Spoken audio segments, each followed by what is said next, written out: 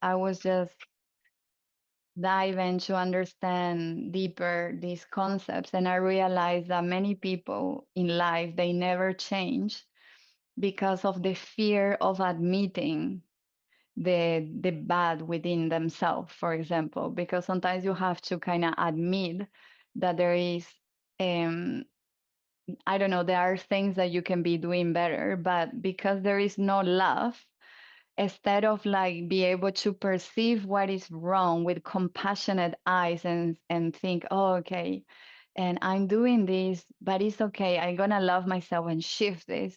We normally have this tendency to be really aggressive and violent when we see like bad things within ourselves, and then our mind start being already acting from self-hatred instead of a compassionate mind.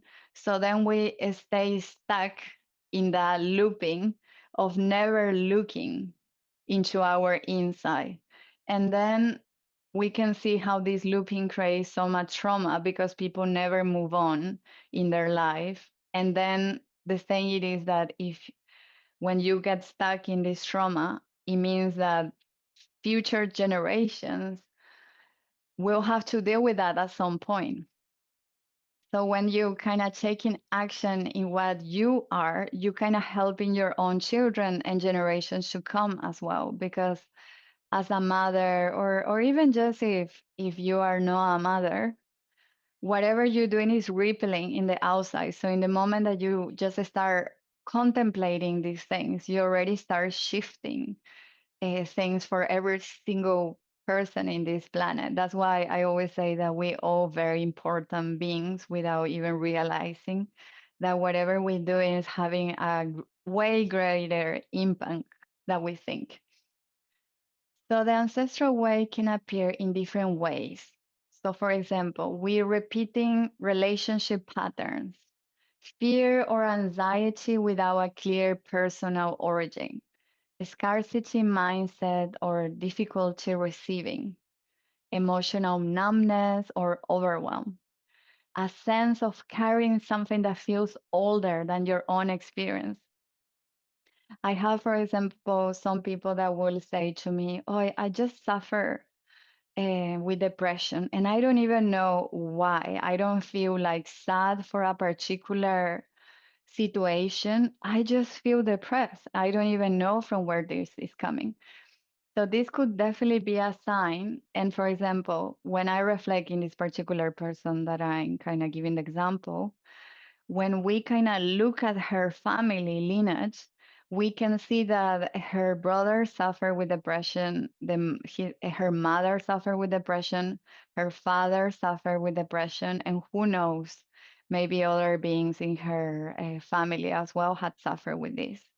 So there is almost like this natural inclination for this person to feel in this way. So it's not about getting like upset with our ancestors, but it's just to understand that there is this predisposition to feel this way.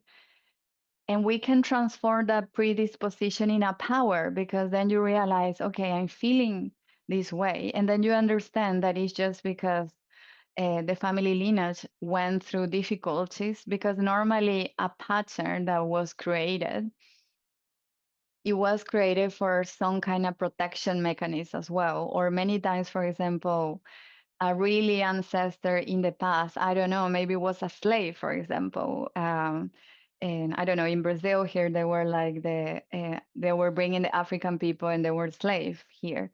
So maybe the person was just suffering depression for a good reason, like because it was hard. And that was the mechanics of protection that this person was holding to just live life. And then obviously this just start going through generation to generation. So then in the moment that we just realize this, we can shift things. So obviously then we can support our lineage. And through supporting our lineage, we can obviously help to change our whole planet. So this is important to understand, as I was saying, that is not about blame. It's not about saying that the past is responsible for everything in the moment present, because I know many people even that go to therapy then start like I don't know, blaming everything to their parents.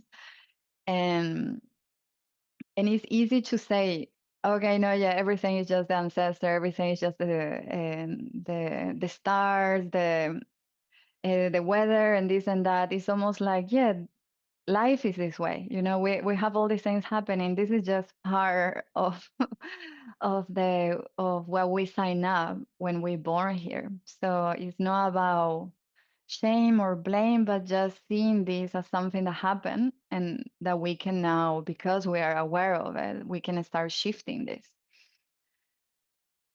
So we use the weight not as something heavy, but we use this weight as information. And it's interesting that all these things, you can see how things start being interconnected, because sometimes we feel a lot of, for example, weight in our back, and we feel that we kind of carrying the whole world in our shoulders.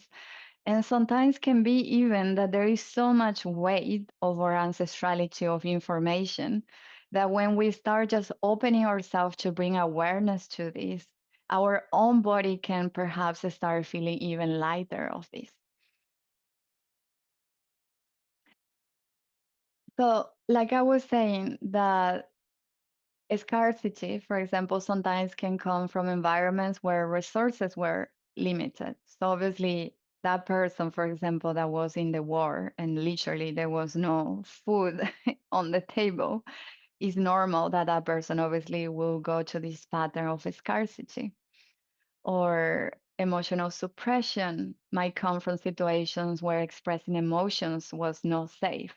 So maybe in this lifetime, for example, the person could express his emotion, her emotions, but perhaps an ancestor in the past life and it couldn't. For example, the slave was feeling suppressed, um, but he was just not able because who gonna listen to her, to him? So he have to kind of shut down. So then in this lifetime, the person carrying this gene expression that activate somehow to present that numbness or emotional suppression or anxiety, overwhelm.